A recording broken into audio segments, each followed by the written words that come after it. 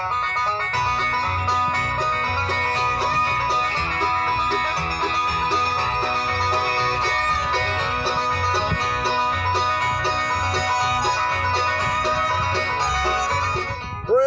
the Lord, everyone. Brother Roop here. We are in the book of Acts, chapter 15, verse 1. That's right. We are starting chapter 15. So if you like these little Bible videos, go and subscribe, ring the bell for all my subscribers. Thank you very much. I appreciate it. We're starting chapter 15, a big chapter. This is the chapter where the first Christian church council meeting takes place. At least that's how it's kind of viewed. Remember back, I think it was chapter 11, Peter was called on the carpet to talk to the apostles about him baptizing Gentiles for the first time. That wasn't a council per se. That was just Apostle Peter being called on the carpet. So this is a council where the whole church gets together and they hash out some agreements, because the Gentiles are coming to the church, thanks to Paul, leaps and bounds. And the Jews are Christians who were formerly Jews.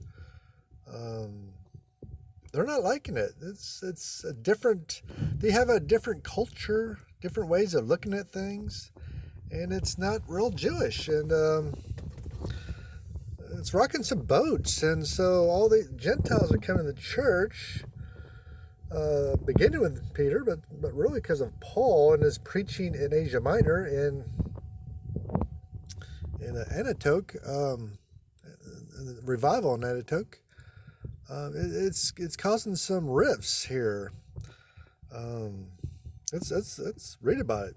And certain men, which came down from Judea, taught the brethren, and said, Except ye be circumcised after the manner of Moses, ye cannot be saved. In other words, you have to be circumcised, just like the Torah commanded. Remember, the Torah is for the Jews and not necessarily for the Christians. God's changing things up. Jesus changed things up.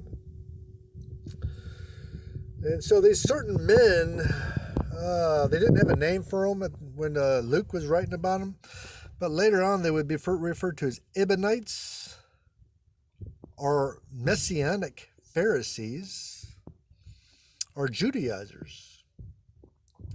I believe the King James refers to them as Judaizers, Jews who think you ought to be a Christian, believe that Jesus was Messiah, but still follow the Torah. We still have those guys around today, actually. But these were men who were undoubtedly Jews, who were formerly Jews, but were now converted to Christianity. The fact that they were willing to prefer the matter in dispute to the apostles and elders shows that they had professedly embraced the Christian religion. The account which follows is a record of the first internal dissension which occurred in the Christian church, so that makes it historical. Before this, the church had been struggling against external enemies.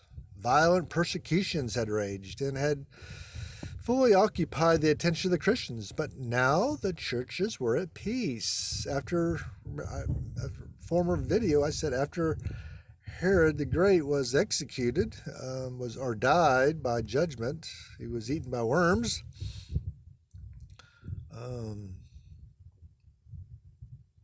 A peace came over the church.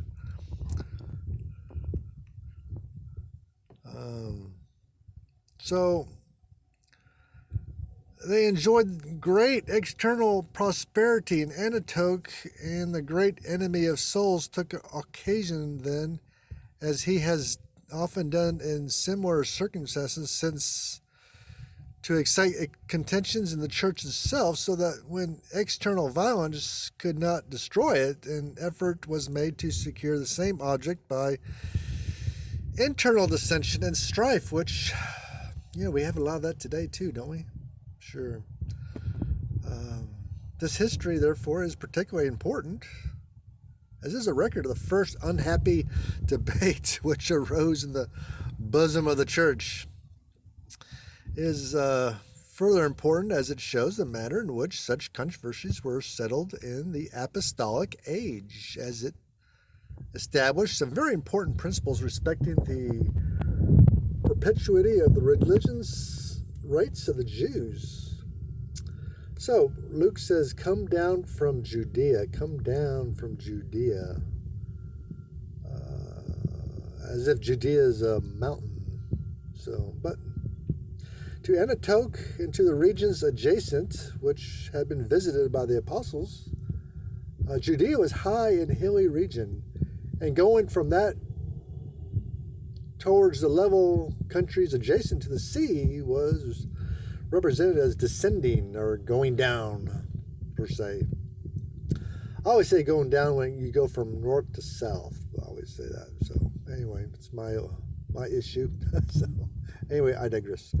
Taught the brethren, Luke writes, taught the brethren, that is, Christians.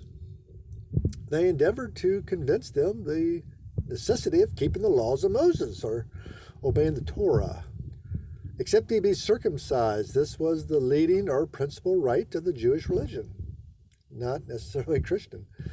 It was indispensable to the name and privileges of a Jew. Proselytes to the religion was circumcised as well as native-born Jews. And they held to it that it was indispensable to salvation. It is evident from that Paul and Barnabas had dispensed with this rite in regard to the Gentile converts, and that they intended to found the Christian church on the principle that the Jewish ceremonies were to cease. When, however, it was necessary to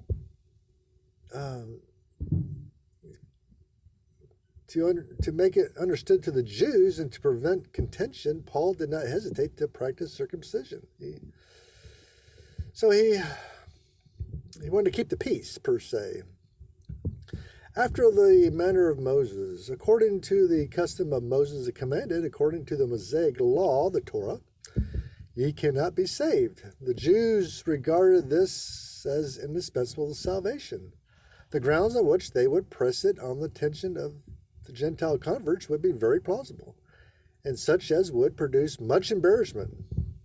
For, 1, it would be maintained that the laws of Moses were the laws of God, and were therefore unchangeable. And 2, it would doubtless be maintained that the religion of the Messiah was only a competing and perfecting of the Jewish religion, that it was designed simply to carry out its principles according to the promises, and not to subvert or destroy anything that had been established by divine authority. Well, we still got those guys out there today. It is usually not difficult to perplex and embarrass young converts with questions of modes and rites and forms of religion. It is not uncommon that the revival is followed by some contention just like this. Opposing sects urge the claims of their peculiar rites and seek to make proselytes and introduce contention and strife into an otherwise peaceful and happy Christian community.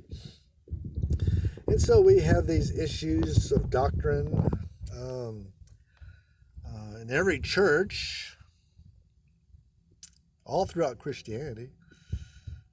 You still got Judaizers out there. Not too many of them these days, but you got other people contending for their particular doctrine.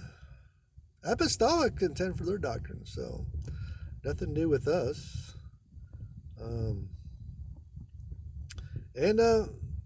Here's where it all started, right here, chapter 15, and we're going to see how the apostles deal with this and what their conclusions would be. You think it'll go one way because all the people in the church council were all Jews, born and raised Jews.